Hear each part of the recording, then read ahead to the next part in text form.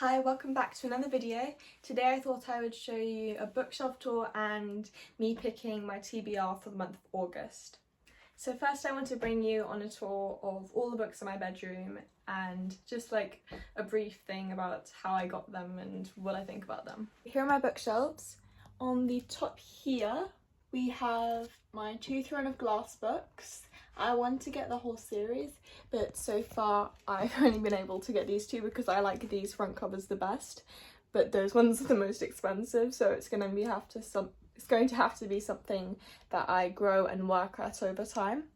And then I also have my House of Sky and Breath, and then the new Grandest Game is Inheritance Games book that I have. And then on this shelf I have my 2 Fourth Wing books, which I actually have a double of this one because I wanted the other cover as well. And then I have the Atlas 6, Graceling, Serpent and Dove, We Hunt the Flame, and book 8 in the Keeper of the Lost City series, which is hardback, but I didn't like the cover of the hardback, so I took it off so that it would match everything here. So here I have Check and Mates by Ali Hazelwood. I have When Hitler Stole Pink Rabbit underneath, which is a historical fiction, and I also have The Inquisitor's Tale, which is kind of a fairy tale type book. I have The Stolen Heir by Holly Black, The Atlas Paradox by Olivia Blake, The Ministry of Unladylike Activity by Robin Stevens, and then here is my book journal. And then I also keep She Believed She Could, So She Did here, which I got as a gift for Christmas. So down here I have book 8.5 in Keeper of the Lost Cities. I have Race to the Death, which I got for my birthday about 3 years ago.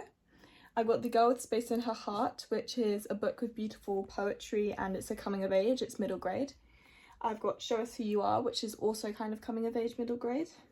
I've got The Heart of Betrayal, which is book 2 in The Kiss of Deception. I've got The House of Ash and Shadow by Leah Stone, and then I also have Powerless underneath. And then in here I keep all my bookmarks and book tabs and everything. So on this shelf, this one's very aesthetic, like there's no really pattern. I've got The Honeymoon Sisters. This book is actually autographed. I got given it as a gift and I'm not like obsessed with the author or anything, but it was a good book, so I did enjoy it, so that was cool. And then I also have Jane Eyre, which I got from my school library as a gift for reading 8 million words this year. And then I have I Loved You in Another Life by David Arnold. I DNF'd this, but it's not because it was bad. I just didn't have the motivation to keep reading it. So then in this stack, I've got Keeper of the Lost Cities, the graphic novel. I love this series. I've talked about it a lot and I 100% recommend it. It's middle grade fantasy.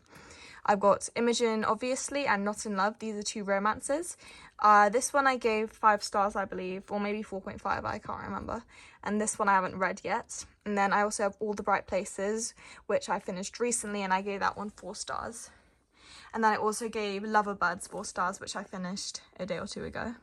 Then we have The London Eye Mystery and The Night Bus Hero.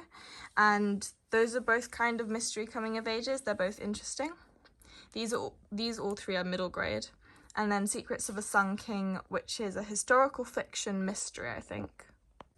And then lastly, down here, I have The Knife of Never Letting Go, which I DNF'd but still want to finish. Shatter Me, which I loved. The Final Empire, which I'm finally and currently reading. The Poppy War, which I bought recently. My 2 ACOTAR books. I want to get the whole series, but I haven't gotten a hold of the 3rd one yet. Keep of the Lost Cities book 9, and Reckless by Lauren Roberts, which is book 2 in Powerless. And then I also have all of these books, which I keep by my bed. They're mostly just middle grade books that I got a while ago. Some of them I read recently, but I just keep them there because I don't really like their spines or covers that much, but I don't want to get rid of them because I'm sentimental about my books.